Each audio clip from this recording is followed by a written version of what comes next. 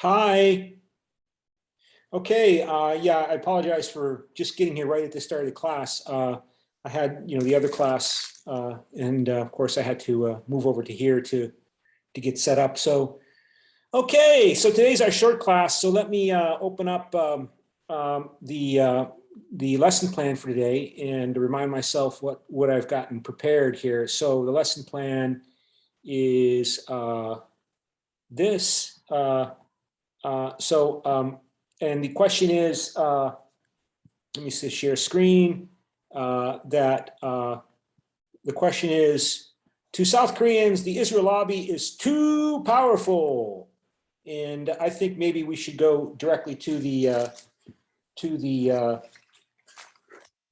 debate. And I think I didn't write down who was pro or who was con in terms of your paragraphs this time. And so I think what I will need to do is I will need to ask you to assign yourself to pro and con position on the debate topic. And so let me go to the screen and go to the breakout rooms and see how many people here. So we have 9, 8, so that means we have 3 classes, well, it should be 2 or 4. So let's make it 2 groups. And you can, I'll let you choose which one you want to join. And so I will rename room 1 pro on the debate topic and room 2 con on the debate topic. And I want you now to choose pro or con, join the pro or con group based upon what you prefer on the debate topic.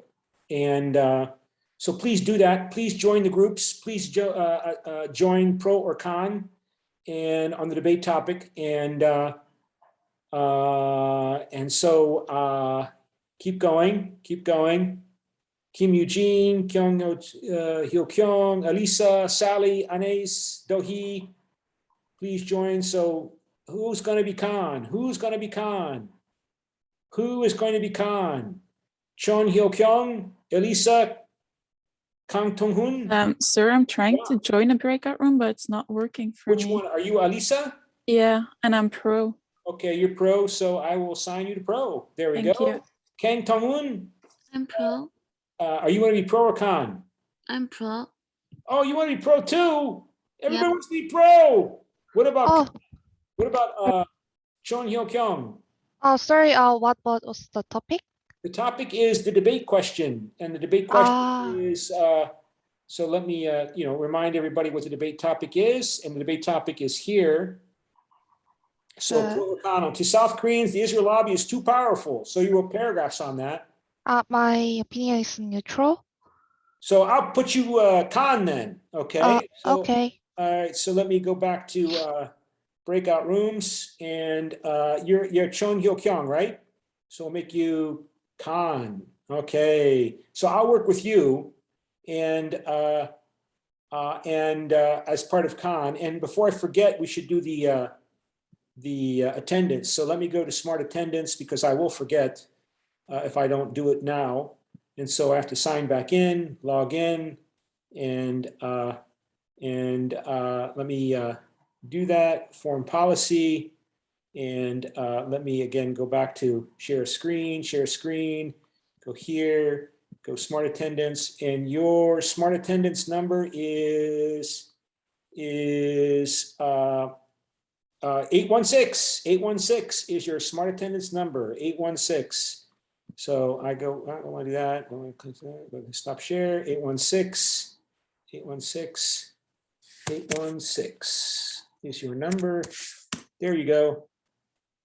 Oh, see here, everyone in the meeting, 816. 816 is your smart attendance number, okay? So back then to the debate topic and in the breakout rooms. And so everybody is pro except Chon Hyo Kyung. So I will consult with Chon Hyo Kyung. And of course, Chon Hyo Kyung, you're going to be doing a lot of speaking because you're the only one who's con. So pro is going to make a lot of statements, and I will help you prepare for your statement in response to them. And so what I will do is I will I will try to call you, Chon Hyo Kyung, see if I can find you here. And so to help prepare for the class and for the debate, and so 0108.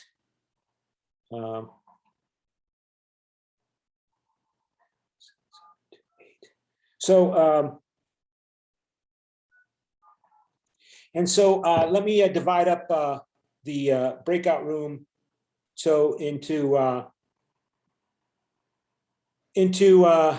this group. So Elisa, Gilles, Elisa, Anis, Dohi, and Gilles are one group, and who will speak first for that group? So it will be, I'm flipping a coin here, and it is Dohi.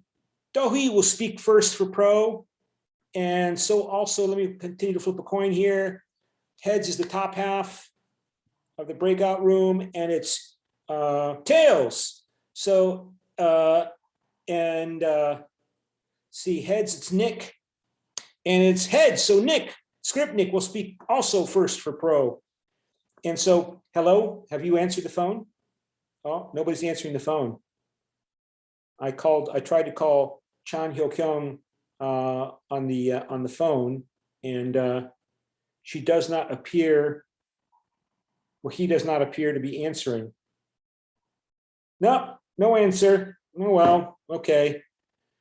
So, well, I guess we won't have time. So prepare your statements. And of course, you already wrote paragraphs. So, use your paragraphs for your statements on the debate topic. And so pro always goes first. So you have 60 seconds.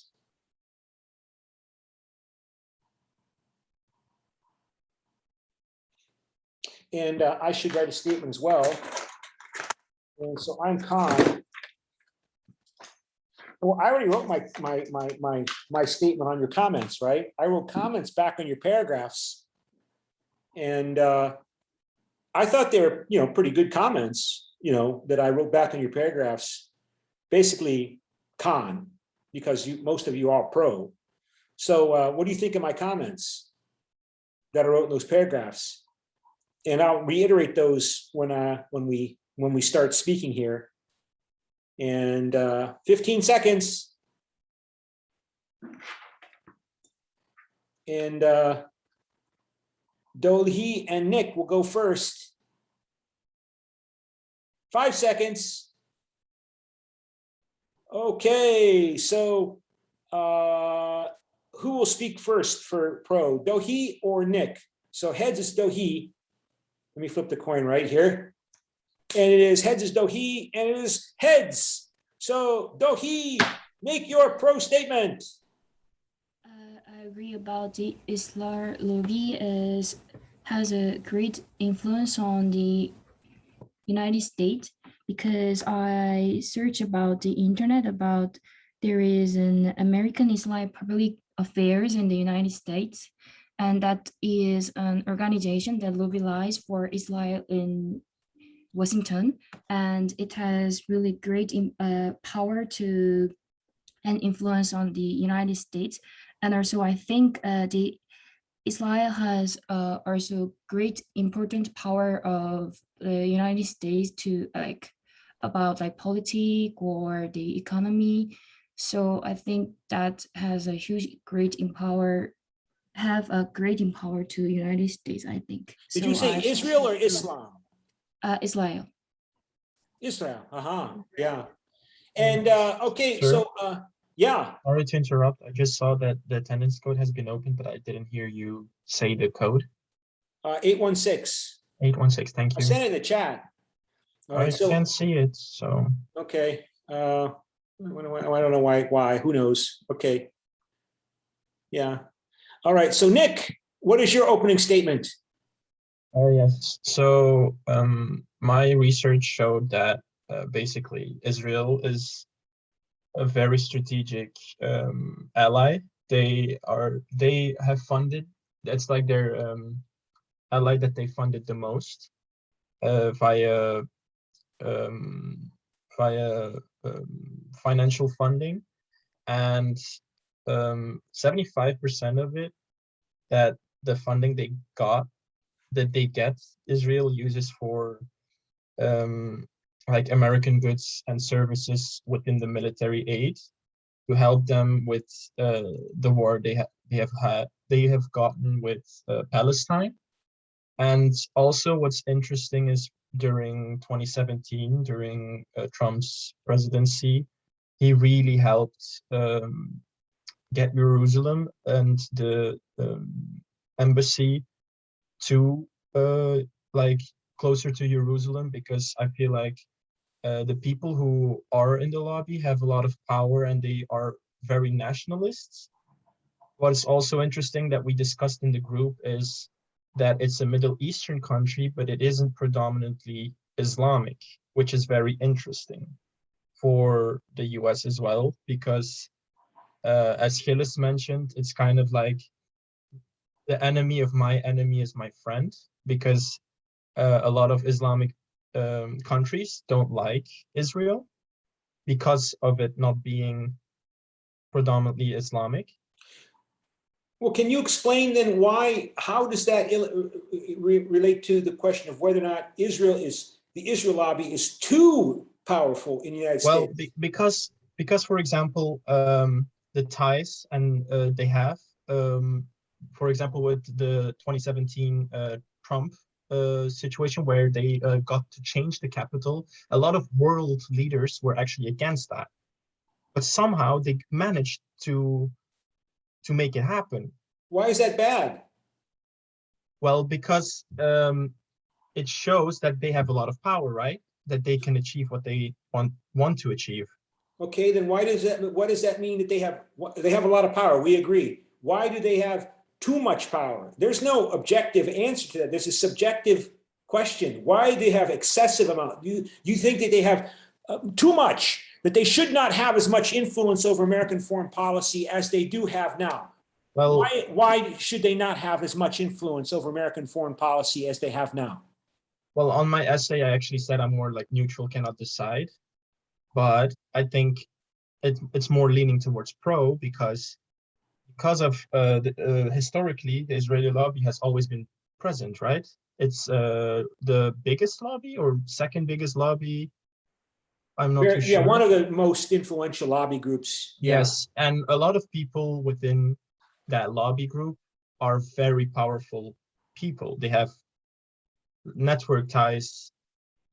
Also historically, the Jewish, I mean, it might sound stupid, but they've always been seen as very smart and rich people who have invested a lot of money, so they have a lot of power just because of their financial. Okay, we agree they have a lot of power, and I keep coming back to this point. But why, in your opinion, in your estimation, do they have too much influence over American foreign policy? What bad is happening that is so bad that it outweighs the good of America's foreign policy behavior due to the demands of the Israel lobby? What's so bad about having all this power and influence that's so much that you say it's Israel lobby's too powerful? That, well, it influences the policy making by the US, right? So that you could say is technically then not American policy anymore, but maybe Jewish, or you know what I mean? Well, I mean, that's what democracy is all about. Democracy is about forming groups. Democracy is about lobbying.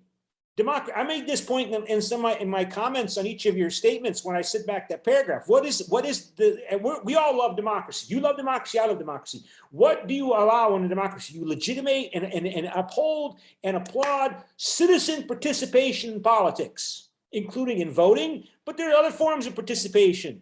Lobbying, participating, writing opinion pieces, posting on blogs, protesting, making statements. These are all forms of political participation. And liberal democracy, political participation is a fact, but what makes liberal democracy different from, say, an authoritarian Dictatorship is that liberal democracy legally upholds and supports and applauds the right of individual citizens of the citizenry of the country to participate in influencing the outcome of the process of making policy in by a government. That's what democracy is about. And liberal democracy, democratic constitutions applaud that and support that and say you should do that. It's your right. In fact, we uphold that. We uplift that. We want that because that's better than a passive, uninterested citizenry. So the Jewish lobby, the Israel lobby, is very effective at participating in American politics. They form interest groups. They aggregate their political resources, their attention, their money, their efforts to lobby. They work together because, of course, nobody achieves anything on their own in this world. If you want to achieve something significant in the world, you must work with others. That's why we form organizations of any kind. We form organizations. And so the pro-Israel lobby forms American Israeli Political Action Committee, Anti-Defamation League, many, many organizations, and they coordinate and they cooperate and they lobby and they communicate and they pressure their congressmen, their senators, their state governors, the American president, and to try to persuade them and push them, not just persuade them, but push them to favor the policies they want America to adopt. And they often say, look, and if you don't support the policies we want, we're going to support your opponent in the next election and work for that person because that person is going to be more supportive and more active in supporting the policies we want to see. What's wrong with that? Yeah, I guess.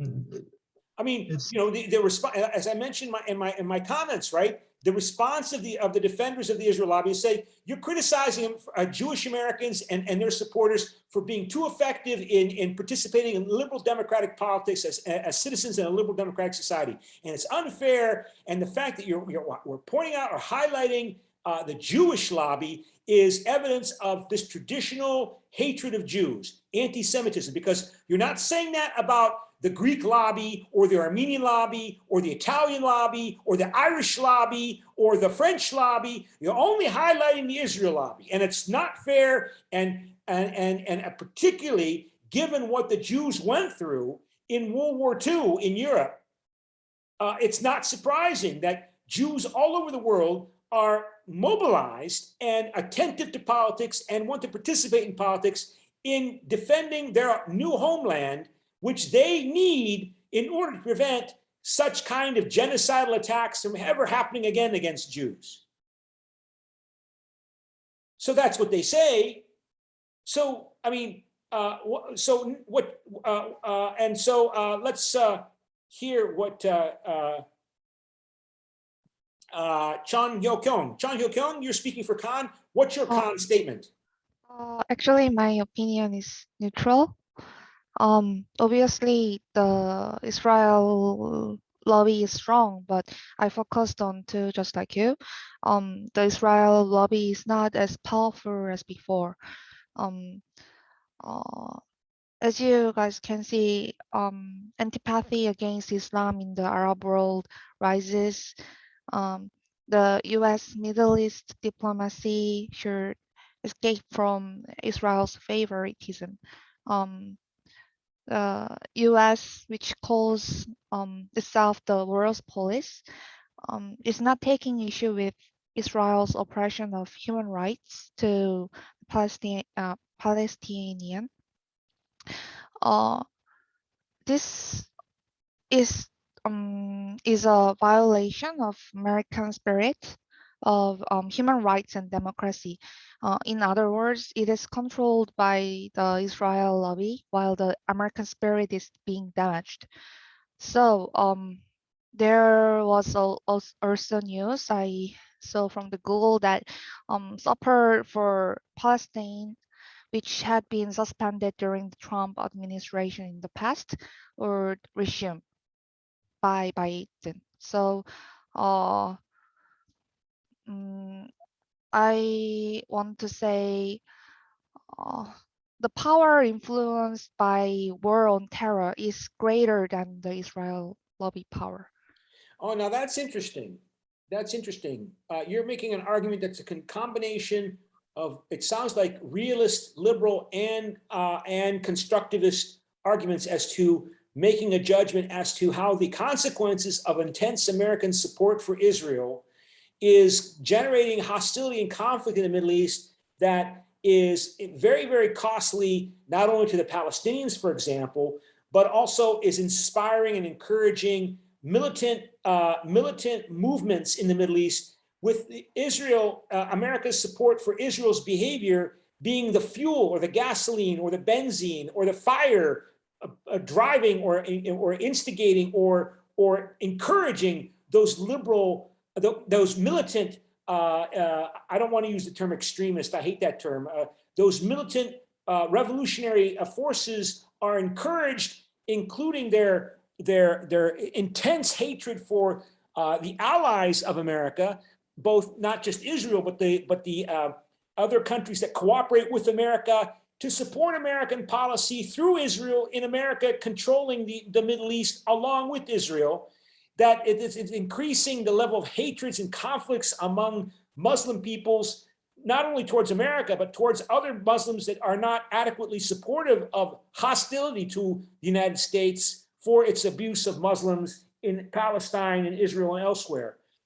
That's an interesting argument, and you see that, for example, as a case throughout the Middle East, that there are intense hatreds in these post-colonial countries whose borders were drawn by the British and the French and the Italians and others during the 19th and 20th centuries, that there are groups of people in these countries that cooperate with the British and the French and the Americans, not so directly anymore like they used to before World War II, but indirectly. I mean, for example, it's well known that the most important American representative in Saudi Arabia is not the American ambassador, it's the American CIA station chief in Saudi Arabia. That person is the most important channel for communication between the Saudi royal family and Washington, D.C., because the Americans, in the age and time of political mobilization and nationalism, it's more costly to openly oppose national self-determination by creating, openly occupying a country. So instead, you want to work through your local allies and agents, whether it be the Saudi royal family or the other royal families in the oil sheikdoms of the Persian Gulf, or the American clients in Afghanistan. I mean, that's the danger, right? Those people that will collaborate with the Americans because the Americans claim that they supported a sovereign Afghanistan government, that they had 2 or 3 elections since the Americans invaded, that now those people, now that the Americans left, those people are seen as traitors. And what do you do with traitors? You hate traitors more than you hate your foreign occupier. At least if you're Korean, you can hate the Japanese, but what do you hate more than the Japanese? Those people who collaborated with the Japanese. Traitors to Korea, Koreans who are apparently ashamed of being Korean, who agreed to assimilate into Japan, who supported Japanese occupation, the Chinilpa. And what do you do with Chinilpa? What do you do with traitors? Well, you know what you do with traitors. And so you see that throughout the Middle East. Intense hatreds, even to the level of genocide. Because the only thing worse than the Americans and the Jews are those local Muslims who cooperate secretively, indirectly, discreetly, covertly with the Americans and Israel. And you saw, I mean, for example, that's typically the realist responses to the argument that the Israel lobby is too influential because it's making America overextend. It's encouraging American overextension in the Middle East, which is going to lead to a disaster, not only for the people, not only for America, but also for the peoples of the Middle East. Because Israel must have intense American support to survive and thrive. Israel could not have existed and survived and thrived since it was formed in 1948 without intense American support. It could not. During the Cold War, the Americans told themselves and made themselves believe that Israel was America's main ally for containment of the Soviet Union and its puppets and agents in the Middle East, and Saddam Hussein in Iraq, and the Assad family in Syria, they were seen as agents or clients of the Soviet Union during the Cold War. Militant Arab revolutionaries were seen as sympathetic, if not allied to the Soviet Union. And so anybody who was an enemy of them was our friend. And Israel, of course, was in opposition to those people because they're Arab nationalists and they wanted to expel, they rejected Israel because they're Arab nationalists. And so anybody who was an enemy of the perceived clients of the Soviet Union automatically got even more support from America. But the Cold War has been over 30 years now. The Soviet Union disappeared 30 years ago. So what's the argument about supporting Israel today? Well, the argument that they often make is that, of course, that Israel is on the front lines against the terrorists. That if the Americans are not fighting terrorism with Israel on the front lines, those terrorists are going to become more active in Europe and the United States, in North America, because Israel is on the front line against terrorism. That's the argument that they make. But you seem to be arguing that the U.S. support for Israel is creating and enhancing terrorism and terrorist activities and support for terrorism in the Middle East, which, I mean, how much, for example, the American defeat in Afghanistan was due to America's support for Israel? Certainly, any explanation as to why the Americans were defeated in Afghanistan, I think, has to include Muslim discontent regarding America's support for Israel and those allies among the Arab countries like the Saudi royal family that are supporting the United States and Israel. So like I said, I mean, those people that attacked the United States on September 11, 2001, they're from 15 of the 19 hijackers were from Saudi Arabia, America's ally. And the Saudi royal family is not willing to establish diplomatic relations with Israel because of domestic political public opinion resistance. But the United Arab Emirates, they did it, but that's basically a little city state, and the same is true with other small countries like that. And Jordan, the Jordanian government under the King Abdullah. That country is basically supported and maintained through British and American support, covert intelligence and economic aid and support. But that's your argument. So the question is, it seems to me that you could argue that America's support for Israel is too great. I mean, Israel lobby is too influential in America because you would also argue that there is strong pan-Arab and pan-Muslim nationalist sentiments that the Americans are intensifying through their ongoing excessive support for Israel, because Israel basically wants to is de facto annex the West Bank. They're not going to give that up. I mean, they already got 400,000 settlers living there, right? They're going to move them out? No. And, the Palestinians are never going to be allowed in those territories to become full citizens of Israel, because then the Jewish population of Palestine will be pretty much equal with the Muslim population, which Israeli Zionists refuse to permit because they say Israel is supposed to be a homeland for the Jews. And so that's why the criticisms of Israel label it basically following an apartheid policy, that they're not going to allow the Muslims of Palestine to have a full equality with the Israeli Jews because there's too many of them. So, okay, so let's hear who else is going to speak for pro. And let me flip a coin here. So that's Nick and Do, he spoke. So heads, it's the top two, and it is tails. So Gilles and Kim Eugene. So who's going to speak first, Gilles or Kim Eugene? And heads is Gilles, and it's tails. So Kim Eugene, why did you write take a pro position on the question?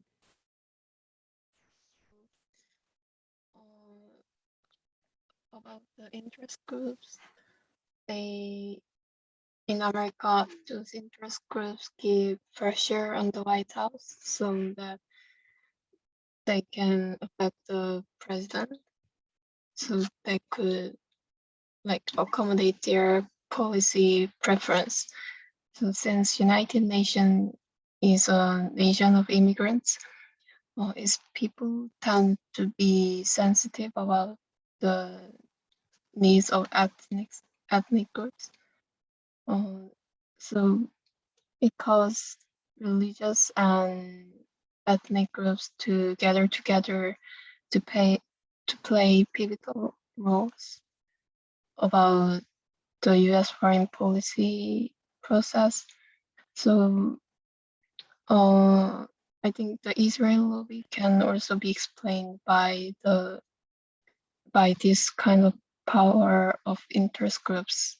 So the American Israel Public Affairs Committee has achieved a level of NGO influence exceed, and because of its power and the Israelis' influence in the United States, I thought it turns out that Israel became too powerful. And again, it sounds like you're saying they're too powerful because they're abusing the rights of the Palestinians, and that's the human rights of the Palestinians, and that typically is the issue that frames the debate in the United States today. It's not whether or not Israel should be supported, or it should be whether or not Israel, how does it treat the Palestinians, particularly in the occupied territories, which Israel does not call the occupied territories. They use it, the primary term they use among politicians in Israel today is the Judea and Samaria, the terms for the West Bank in the Bible. You know, King David, king of Judea and Samaria, you know, that Holy Land, and that really the demands of the U.S. government, expectations that there should be a two-state solution, that the Palestinian Arabs in Palestine should be given their own state, and that state's capital would be Jerusalem, the eastern part of Jerusalem that Israel occupied in 1967, that Israel has annexed and declared to be its undivided capital of the Israeli state, which Donald Trump recognized. And he was the first president to recognize it.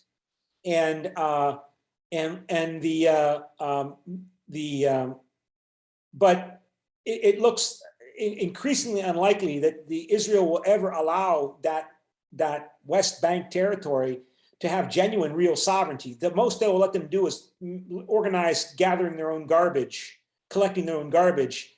But you know, they don't want that territory to have full control over its security apparatus. They don't want them to have access to the border by having a common border with Jordan. They restrict and complain about incitement to violence. So they don't want anti-Israel material to be taught or broadcast in those territories against Israel.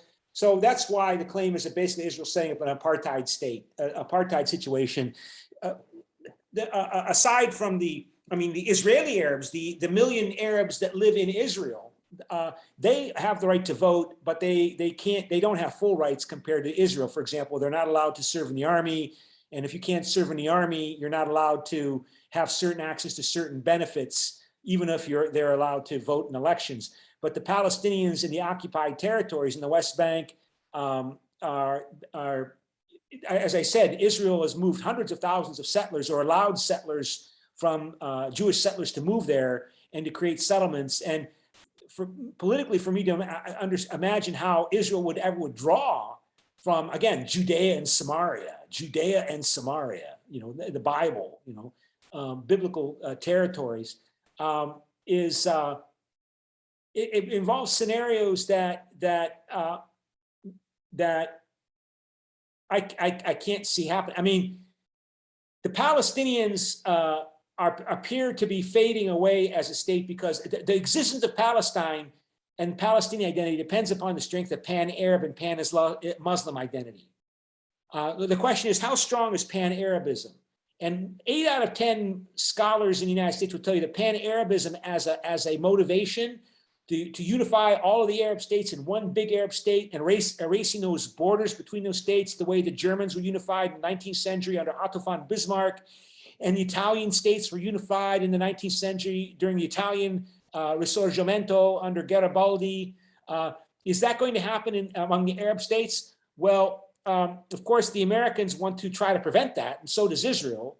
And they do try to prevent that. I mean, when Saddam Hussein's objectives were to, be the president dictator of the Arabs under his own rule, the Otto von Bismarck of the Arabs in the 20th century, and he obviously failed.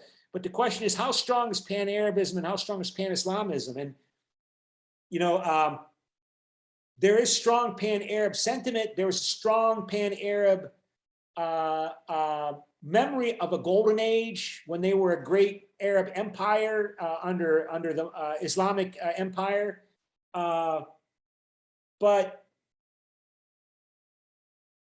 for example, I think it looks like Egypt, for example, is not primarily an Arab state.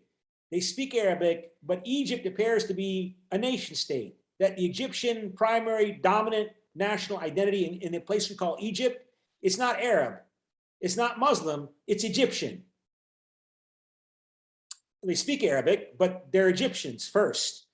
Even though they call themselves the Egyptian Arab Republic, they're Egyptians first and Arabs second or third in identity intensity.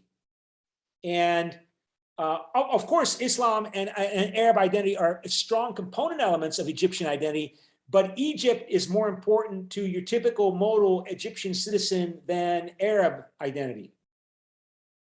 The problem with Egyptian nationalism is that its economic viability is very questionable. I mean, all those 100 million Egyptians, 95% of them live along the Nile River on 5% of the territory of Egypt.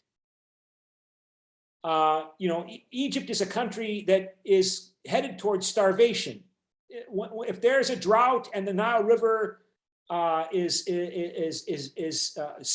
stopped from flowing, the economic viability of an Egyptian nation state has always been a question, been a problem.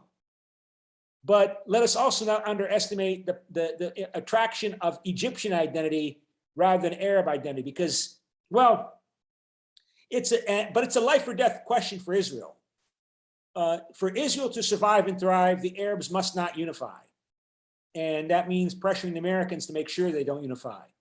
And that means going to war with Iraq when it tries to begin unification process in 1990 by force of arms. And in the meantime, hundreds of thousands of people have died since September 11, 2001 in Iraq and Afghanistan. Intense polarizations, conflicts in Syria that have intensified among these genocidal hatreds among these different groups, the Kurds, the Sunni Arab militants, the Shia Alawi sect of the Assad family, the Druze, the Christians, these groups are fighting each other as well as besides fighting Israel. So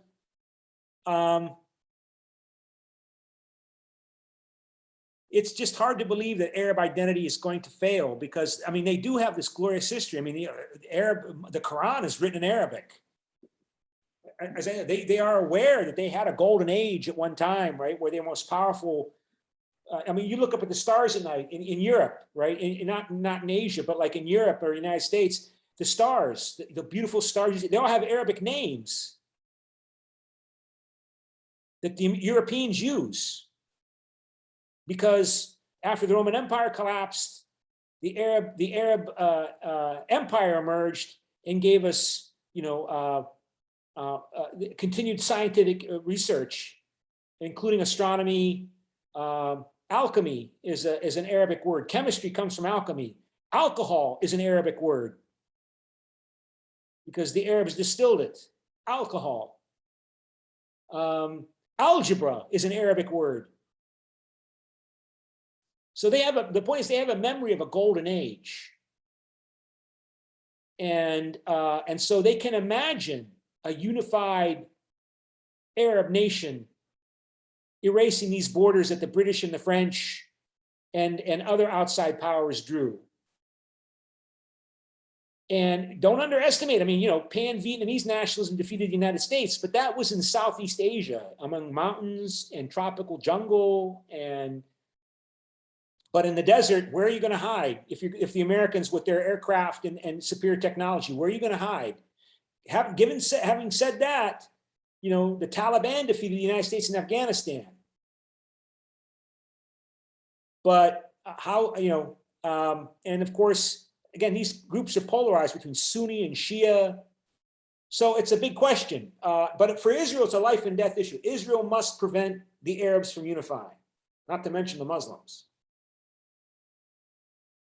And they've got American support for that. And that's partly the Israel lobby. So, okay, so let's, and you know, and the reason I spend a lot of time talking about this is because this is the main area of violent conflict confronting the United States. It's involved in the Middle East, right? It's still got occupation. It's got forces in Iraq. It's got soldiers in Syria.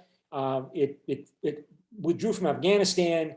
The Israel lobby is pushing the United States to attack Iran, which is not Arab, of course, but because Iran is a nation state of 80 million people that are unlike the Arab states. The Arab states are not nation states. Iran is a nation state, and it has tremendous power capability. And the Israel lobby would like the United States to do to Iran what it did to Afghanistan, what it did to Iraq. And if you're an elected politician in the United States, you want to avoid angering the Israel lobby, because they are really motivated and they are really organized, and that means many things, including maintaining Israel's military advantage, cooperating with Israel and developing the newest military technology,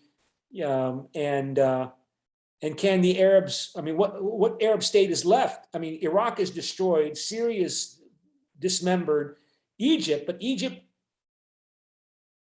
it doesn't act like an Arab state. It acts more like an Egyptian nation state. So maybe Pan-Arabism will go the way of Pan-Slavism, Pan-Tehranism, the movement 100 years ago, unify all Turks in one state. Pan-Slavism, the movement to unify all Slavs in one state. It'll just disappear, fade, and just disappear in these states, because, you know, it's painful to be an Arab nationalist and always fail. You have this desire to unify the Arabs, and then you continually be humiliated. You can by failure, political failure, military failure. So, you know, and it hurts to want something you can't get, the unification of the Arabs, to recreate the glorious period of your past. And so what do you do if you're hurting and you can't, because you can't get something? You make yourself not wanted anymore. You know, Aesop's fable of the sour grapes. You make yourself believe, well, I'm not an Arab, I'm a Jordanian, or I'm a Saudi, or I'm a Kuwaiti, or I'm an Egyptian, or I'm a Libyan, or I'm an Algerian, I'm an Iraqi. And, you know, and that way, if you make yourself believe that, you don't hurt as much.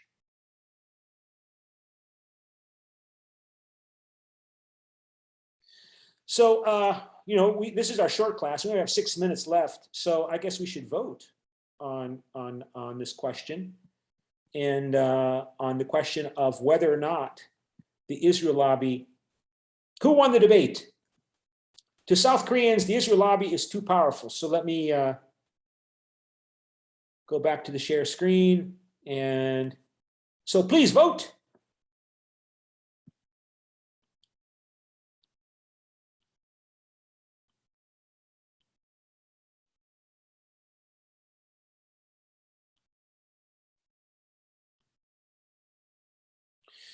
And okay. And all right. So then, and so what's next? What else do I have here in terms of voting?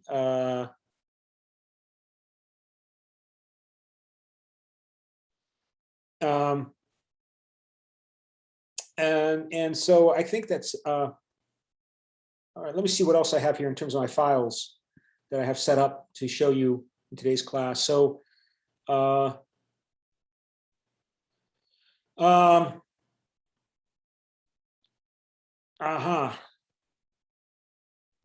well, I guess since we only have 5 minutes left, I don't want to start a new topic because I can't really come to a conclusion on it. So maybe I'll just go back to the notes and look to the notes back to, if I can find the notes, and chapter 9. And, you know, I was thinking about how, you know, in terms of, we were talking earlier about the predisposition of actors to stereotype, particularly nation states, and to see stereotypes. For example, if you see a threat from an actor that's roughly equal in your power capability and intense threat, you tend to engage in diabolical enemy stereotyping. And if you see an opportunity towards an actor that's got roughly equal power potential capability, and you see an opportunity, you might perceive it in terms of degeneracy. And how the American political system, which is set up in such a way by which you have separation of powers according to the American Constitution, where the president doesn't control the Congress, we have this intense polarization between Republicans and Democrats, that if I were Xi Jinping of China and an intense militant support of Xi Jinping of China, I might be predisposed to see the United States in degenerate terms, in terms of dealing with climate change, dealing with its challenges and conflicts in the Middle East, that the Americans are, their political system, again, this is a stereotype, it's not accurate, it's a stereotype. But, you know, in terms of degenerate stereotype, you know, remember we talked about degenerate stereotyping earlier. I think here we have the discussion of the stereotypes. I mean, the American political system, I can imagine Xi Jinping imagining, or in a phase of self-deception of what China's achieved in the last 50 years. That whereas you compare with the United States in terms of dealing with climate change, the United States, its motivation is confused. They elect Donald Trump. They can't pass their climate change legislation through the US Congress. Joe Biden is going to lose his party's going to lose the midterm elections next year. They can't, nobody's in charge. Nobody can decide what to do. Everything is incremental. There's no coordination. They're disorganized to the point of confusion. They don't have the will and determination that we, China, have. And how do you see your fellow citizens who disagree with you as being degenerate as well? Now, again, I'm not claiming that China is going to engage in an aggressive wars of expansion, because China also understands that the world, there's at least 50 countries that could make nuclear weapons within a few days and have them deployed. So the competition for world influence is going to be focusing on indirect forms of competition and economic forms of competition. I think economic forms of competition are going to be very increasingly important, and the Chinese model is going to appeal especially to those post-colonial countries, like we mentioned, the Middle East and in Africa and in Asia, that are multi-ethnic states, that are not nation states, and they're ruled by coercive apparatuses, and focusing on the police and the military to work with those coercive controlling apparatuses in these post-colonial states, together with the Chinese one-party state, to cooperate in trade and development and economic cooperation. And that's going to be very appealing to these post-colonial states in Africa and Asia that are ruled by coercive apparatuses of focusing on the police and the military, that they're going to be more comfortable working with the Chinese, because the Chinese are not going to criticize them for their human rights violations, like, for example, in Myanmar, right? And the Chinese will claim, of course, that that's their internal affairs, Myanmar's internal affairs, and nobody's affairs but Myanmar's, and so on. And that is going to be the form of cooperation, particularly in the period where now of intensifying global crisis due to climate change and imperatives, and to develop and meet this challenge in a state of global emergency. So, and so that's, I think, where we'll stop today. Anybody have any questions?